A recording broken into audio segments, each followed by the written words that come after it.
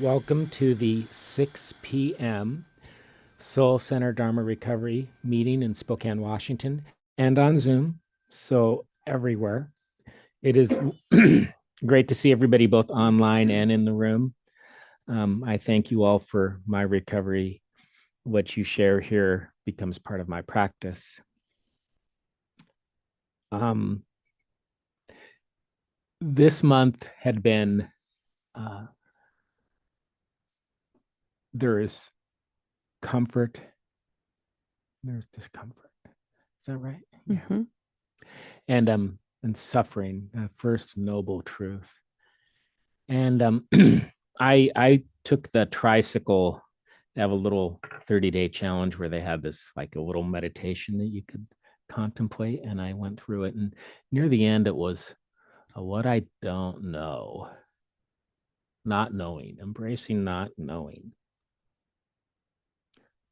So it was a nice challenge for me. And what I'm aware of is me is an addictive person really wants certainty.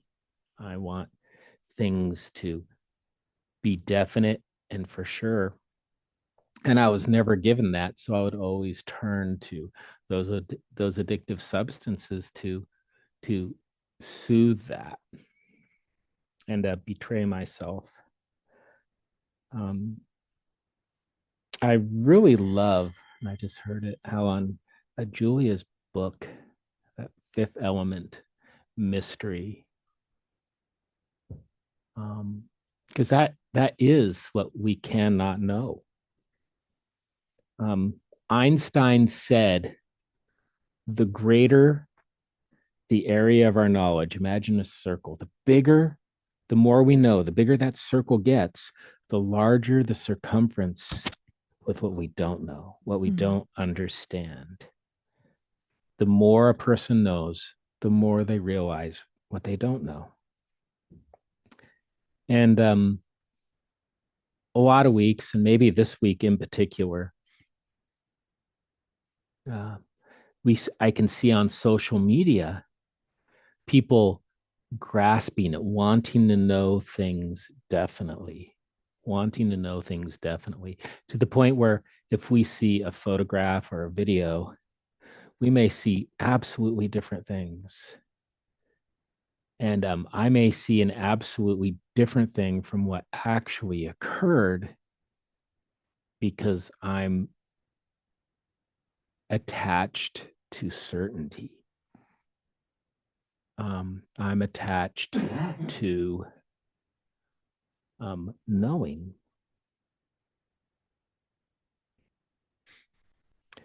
Another thing, I've been able to work more and more with autistic people in my job, and I just always assumed that everything about being autistic would be a disadvantage. Um, but since I've been able to work with them, um, when I would hear they would make noises, like I had a student who would go, hmm. And so I just said, okay, I'll make that noise. I'll see why they want to make that noise every 30 seconds to a minute. So I went, hmm. And I felt better. And I have a student now who likes to go and hit the table real hard. And so I started doing that. But what I realized is he was communicating with me and drawing my attention to something when he had done it. So I came to understand what I didn't understand things, and my autistic students had an advantage in understanding those things over me. So again, what I'm not certain of, like I explained, what I cannot know creates fear in me, and that fear can cause me to seek out not to behave skillfully, to act out with substances and processes that are addictive. This is further complicated when I realize there is more that I do not know than I do know. And I'm a curious person, and I stake so much of my personality on wanting to know. But there are some things I can never know. I can never know. Um, I cannot know anything that is so distant that it can't be observed or experienced either in time or space. I can't know the future. I can't know the distant past. I cannot see what happens beyond when people die. I have opinions. I have educated guesses and thoughts, but I cannot know. I cannot know what another person honestly thinks of me. And sometimes when I engage in my people pleasing habit energy, and I want that certainty of being, you know, liked and and and knowing people won't hurt me, not knowing what another person thinks of me can create anxiety and fear. And there are even things about myself I do not know about. And what's crazy is that according to some psychologists, there are things about myself that I can't know about that virtually everyone else knows about me. That's a thing. Things I can't see or experience about myself that other people see and experience about me.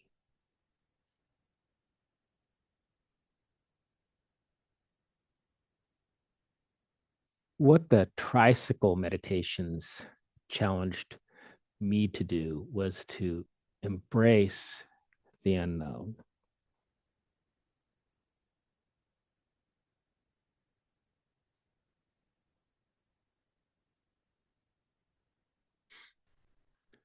For those few precious moments in meditation where my mind is emptied, and it may last 5 seconds, it may last 5 minutes, it may last 5 hours. Um, I've been at retreats and have had that kind of experience. When I empty my mind, then I'm free to experience an aspect of the universe or reality that I don't know any other way. And that experience, that encounter with something absolute, which cannot be beyond me because I'm part of it,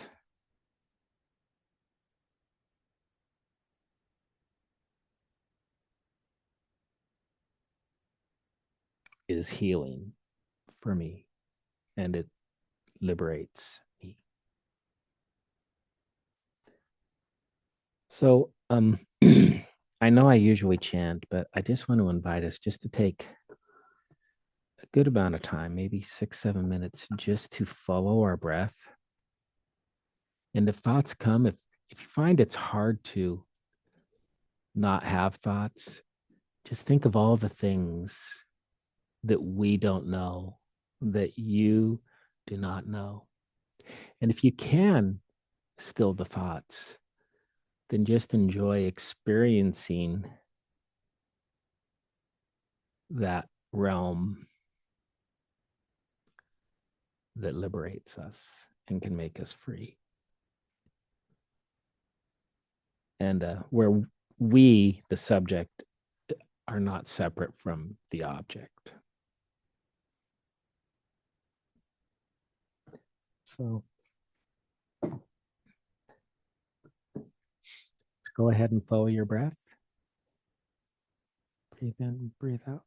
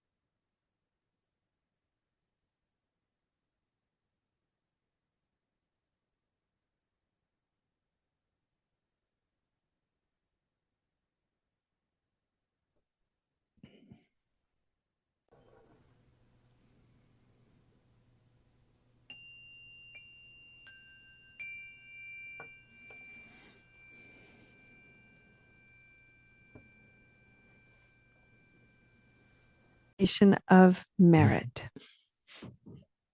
Okay. May we be happy and peaceful.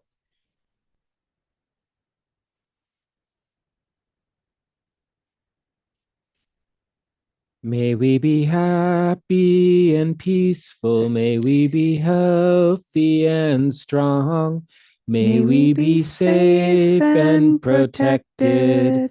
May we live with ease. Namaste. Namaste.